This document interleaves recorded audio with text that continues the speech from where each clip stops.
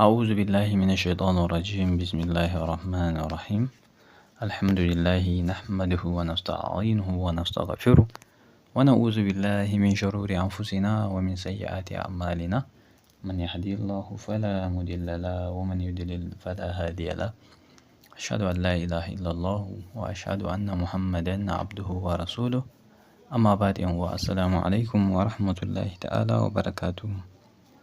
Mai saurare barkanmu da warhaka, barkanmu da sake saduwa da ku a wani sabon shirin namu na yau. Idan kai baƙo ne a wannan tasha tamu ka danna mana subscribe sannan ka taɓa alamar ƙararrawar sanarwa yanda za ka ringa samun saƙonmu cikin sauƙi. Da zarar mun ɗora shi a manhajarmu na YouTube zai shigo zuwa wayanka kai tsaye ba tare da ɓata lokaci ba. A yau za mu yi magana ne wato game da wannan ƙasar Najeriya, duba da irin yanayin halin da take tsintan kanta a ciki. Wasu 'yan shekaru da dama ko mu ce shekara 2 ko zuwa 3 haka tun da shi wannan shugaban ƙasan ya ansa mulki, abubuwa suka zo suka ɗan fara ja baya suna ɗan taɓarɓarewa, wanda wasu ma suke ganin cewa gara gwamnatin baya abin da ta yi ya fi a kan wannan gwamnati. To, tun dai shi lokacin da wannan shugaba dai ya ansa mulki wato a wannan ƙasa mai albarka ƙasar Najeriya, sai ya zamanta wasu abubuwa sun ɗan ja baya haka.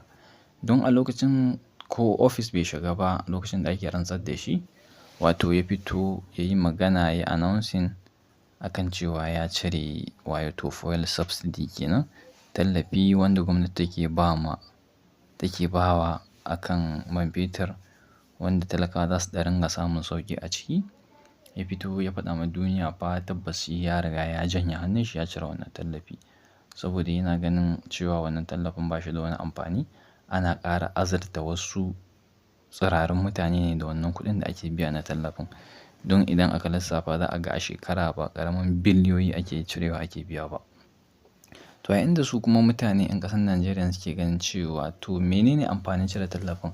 Gara ai a ci gaba da azurta su wa'incan ɗin, ya zamanta a ce talaka na samun sauƙi, da kuma a ce an janye tallafin ba a biya tallafi ba kuma sannan shi talakan bai san me ake da kuɗin ba. To kun ga kuma aka juya ta wani ɓarayin aka kalla abin ta wannan fuskan, sai ku ga tabbas maganan da wasu suka yi hakan yake. Tunda in an ce an cire tallafi to me ake da kuɗin? Ina kuɗin tallafin yake? Me ake da shi? Kun ga ba mu sani ba. Gara ko da aka fito ma aka faɗa aka ce ai ga inda ake ba kuɗin tallafin har talaka ke iya siyan mai wato a 500 ko 300 lita kenan. To amma yanzu a ce kuma an cire tallafi ana sayar da mai 1000 da wani abu, kuma shi wannan kuɗin tallafin ba a zo an yi wani abin da za a ce gashi talaka ya san an mishi ba. To kun ga akwai rina a kafa kenan, saboda tabbas rayuwa ba za ta tafi a haka ba. Wannan fa ina magana akan matsalan abu ne guda ɗaya, saboda idan muka ce za mu fara kawo matsaloli abin da suke faruwa a ƙasan, lokaci ma ba zai ba mu dama ba, kwana za mu yi.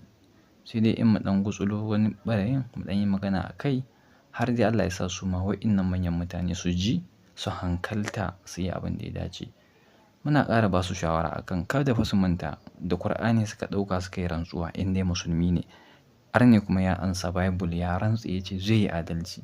To don mene 'yan uwa ba za ku zo ku daure ku yi wannan adalcin ba daidai gwargwado? Akwai fa mutuwa, mutum zai mutu kuma wallahi za a tada shi, sai an tambaye shi ya ka gudanar da rayuwanka. Allah ka sa mu dace.